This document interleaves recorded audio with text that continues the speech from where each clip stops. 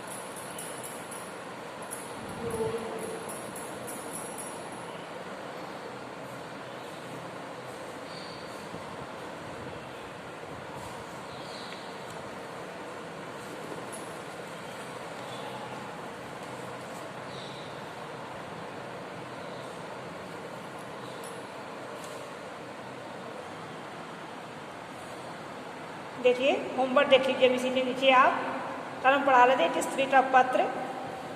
अभी आपके ये तद्भव तत्सम रह रहे हैं, तो थोड़े से और लिखाएंगे आपको हम। कह रहे हैं मैं सुंदर हूँ, यह तो तुम लोग जल्दी भूल गए, पर मुझ में बुद्धि है, यह बात तुम लोग चाहे कर भी ना भूल सके।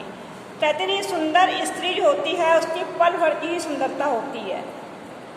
हर मनुष्य को काम अधिक प्यारा होता है अगर मनुष्य की बुद्धि अच्छी है, ममता है, सहानुभूति है, परोपकार की भावना है, तो हर मनुष्य से प्यार करने लगता है, उसकी सुंदरता जो है वहाँ पर छिप जाती है। तो ये कह रही है कि मैं सुंदर हूँ, यह तुम लोग जल्दी भूल गए। कि मैं सुंदर थी, सभी लोगों ने माना भी था कि बहुत सुंदर है, लेकिन इस बात को सब लोग पीछे भूल गए। पर मुझ में बुद्धि है, यह बात तुम लोग चाह कर भी न भूल सके।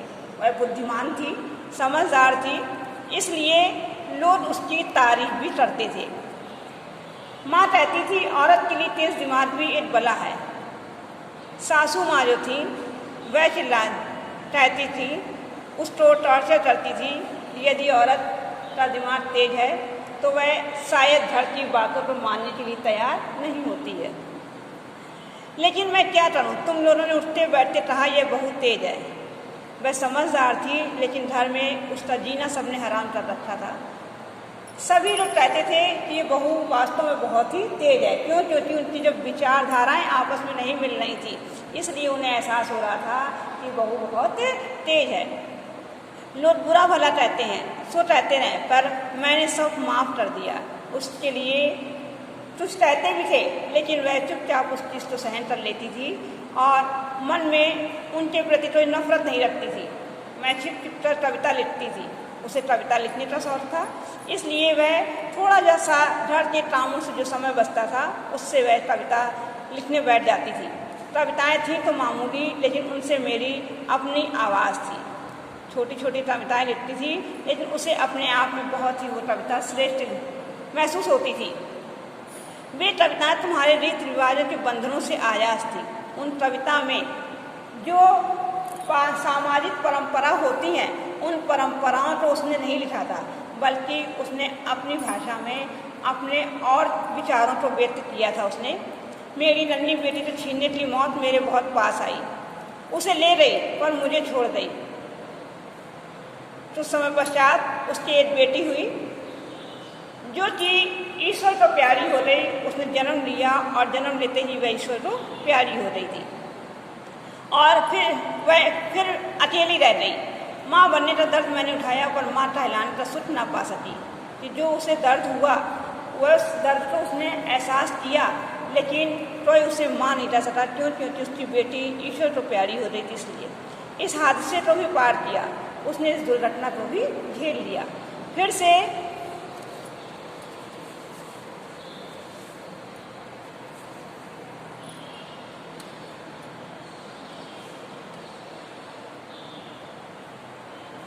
जुट गई रोजमर्रा के काम काज में। जैसा उसका काम था वह रोज के कार्यों में अपने उसी प्रकार से कार्यों में लग गई थी। सब चीज़ भूलकर जो प्रतिदिन की दिनचर्या थी उन कार्यों में वह फिर से साधारण रूप से लग गई थी। गाय भैंस सानी पानी में लग गई, जो जानवर वगैरह थे उनकी देखभाल करती थी। तुम्हारे घर का माहौल रूठा और घुटन भरा था, लेकिन घर के लोगों का स्वभाव अच्छा नहीं था, जिस कारण उसे वहाँ पर बहुत ही बंधन महसूस हो रहा था। ये गाय भैंसी मुझे अपने से लगते थे, लेकिन वह जानवरों को प्यार करती थी, जानवर भी उससे प्यार करते थे। इसी तरह शायद जीवन बीत गया। इस तरह से उसका थोड़ा सा जीवन जो था वह व्यतीत हो गया था। आज के लिए इतना ही होमवर्क है, कल हम आपको नया इसी के आगे पढ़ाएंगे।